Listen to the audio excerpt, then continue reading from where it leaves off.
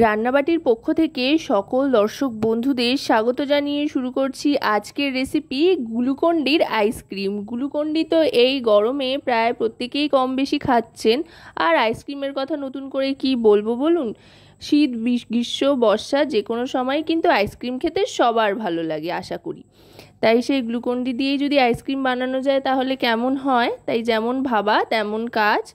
আজকে গ্লুকন-ডি দিয়ে আইসক্রিম বানানোর জন্য প্রথমেই নিয়ে নিয়েছি চিনি আর জল। এখানে চা চামচের 4 চামচ চিনি নিয়ে নিয়েছি, আর তার সাথে নিয়ে নিয়েছি 3 গ্লাস মতো জল। আর তারপর দিয়ে দিচ্ছি অরেঞ্জ ফ্লেভারের গ্লুকন-ডি। আপনারা কিন্তু আপনাদের পছন্দ মতো যে কোনো ফ্লেভারের গ্লুকন-ডি ব্যবহার করতে পারেন, চাইলে কোনো ফ্লেভার ছাড়া যেটা নর্মাল পাওয়া যায় সেটা দিয়েও কিন্তু বানিয়ে নিতে পারেন একই রকম প্রসেসে। এবার ভালো করে সমস্তটা মিশিয়ে নিতে হবে। যেহেতু এখানে চিনির দানা ব্যবহার করেছি সেই জন্য একটু সময় নিয়ে ভালো করে মেশাতে হবে। চাইলে কিন্তু আপনারা গুঁড়ো চিনিও ব্যবহার করতে পারেন, তবে সেক্ষেত্রে চিনির পরিমাণটা একটু বাড়িয়ে নেবেন। এবার দিয়ে দিলাম লেবুর রস, এতে করে খুব সুন্দর একটা টক টক ফ্লেভার আসবে। লেবুর রসটা কিন্তু অপশনাল, যদি আপনারা না চান তো নাও দিতে পারেন, তবে দিলে কিন্তু মন্দ লাগবে না।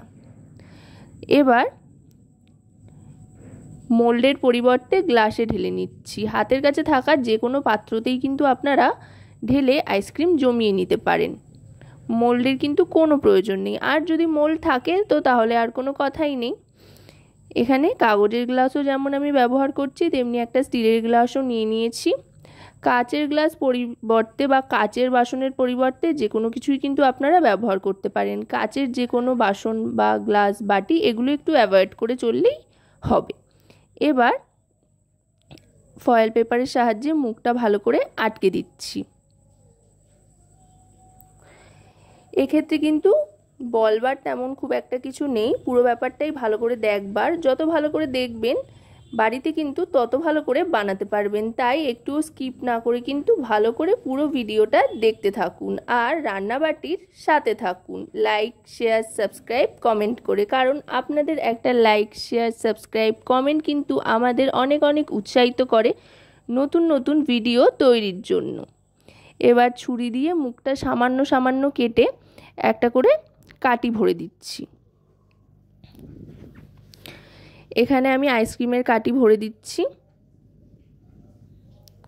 কাঠিগুলো ভরে দিয়ে এবার ফ্রিজে রেখে দেব। অবশ্যই ডিপ ফ্রিজে রাখতে হবে, আর মোটামুটি 8 থেকে 9 ঘন্টা মতো কিন্তু রেখে দিতে হবে ডিপ ফ্রিজে। সকালের দিকে বানালে কিন্তু বিকেল কিংবা সন্ধ্যার মধ্যে আইসক্রিম আপনার পুরোপুরি তৈরি হয়ে যাবে। তাই যেদিন মনে করবেন আইসক্রিম বানাবেন সেদিন সকাল সকাল গ্লুকন-ডি তৈরি করে নিয়ে গ্লাসে ঢেলে ডিপ ফ্রিজে রেখে দিন। তারপর সন্ধেবেলা বার করুন। সন্ধেবেলা বার করে নিয়ে তারপরে এই মোল্ডের পরিবর্তে যে গ্লাসের মধ্যে রাখা ছিল সেই গ্লাসের ওপরে রাখা ফয়েল পেপারগুলোকে আস্তে আস্তে খুলে নিতে হবে। আর দেখতেই পাচ্ছেন খুব সুন্দর জমে গিয়েছে।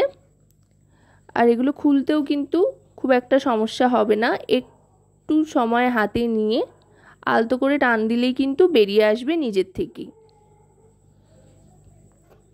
এক এক করে সমস্ত আইসক্রিমগুলো বার করে নিচ্ছি। এবার আর কি, এবার শুধু খাওয়ার অপেক্ষা। তো রেসিপিটা কেমন লাগলো অবশ্যই কিন্তু জানাবেন।